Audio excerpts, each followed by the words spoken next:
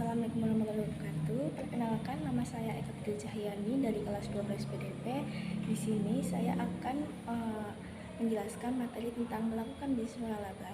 Di sini saya akan menjelaskan tentang bisnis waralaba, melakukan perjanjian dalam waralaba, dokumen perizinan waralaba, melakukan bisnis waralaba, dan lain sebagainya.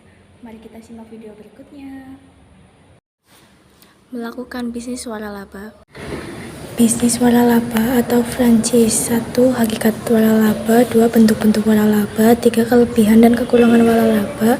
4. Dampak bisnis waralaba. 5. Klasifikasi waralaba. 6. Manfaat waralaba. Waralaba adalah suatu perjanjian yang mengikat dua belah pihak, di mana satu pihak dalam perjanjian mendapatkan hak untuk memanfaatkan kekayaan intelektual, termasuk menjual barang dan jasa dengan memberi imbalan kepada pihak lainnya berdasarkan perjanjian tertentu. Bentuk-bentuk waralaba: A. Unit franchising. B. Area development franchising. C. Sub-franchising.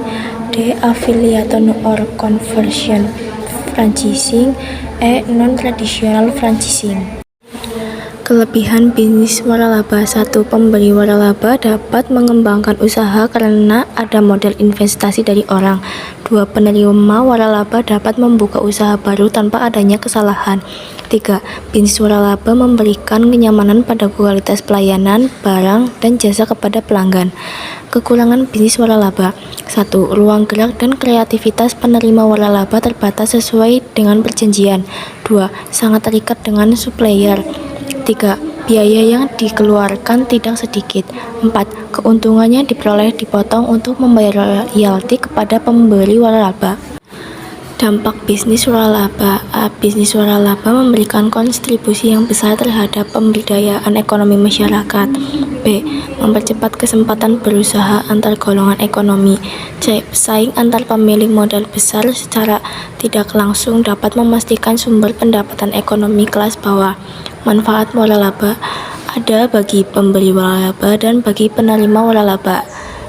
Klasifikasi waralaba: A. Berdasarkan produk yang ditawarkan. B. Berdasarkan tempat asalnya. C. Berdasarkan internasional. Perjanjian dalam waralaba. 1. Surat perjanjian waralaba. 2. Pihak yang terkait dalam waralaba. 3. Hak dan kewajiban para pihak dalam waralaba. 4. Pembinaan waralaba. Surat perjanjian waralaba. Perjanjian waralaba merupakan perjanjian tertulis antara pihak yang berupa perjanjian baku yang pada umumnya ditentukan secara sepihak oleh pemberi waralaba sehingga cenderung memberikan posisi tawar yang lebih baik bagi pemberi waralaba dari penerima waralaba. Pihak yang terkait dalam waralaba: A. Memberi waralaba atau franchisor. B. Penerima waralaba atau franchise. Hak dan kewajiban para pihak waralaba: A. Pemberi waralaba atau franchisor. 1. Hak pemberi waralaba. 2. Kewajiban pemberi waralaba. B. Penerima waralaba atau franchise. 1. Hak penerima waralaba. 2. Kewajiban penerima waralaba. Pembinaan waralaba. A. Pembinaan waralaba yang dilakukan oleh pemerintah daerah, provinsi, dan atau kabupaten atau kota. B. Pemberi waralaba wajib memberikan pembinaan kepada penerima waralaba. Dokumen perizinan bisnis waralaba. 1. Prospektur penawaran waralaba. 2. Surat permohonan STPW. 3. Dokumen persyaratan permohonan STPW. 4. Penerbit STPW.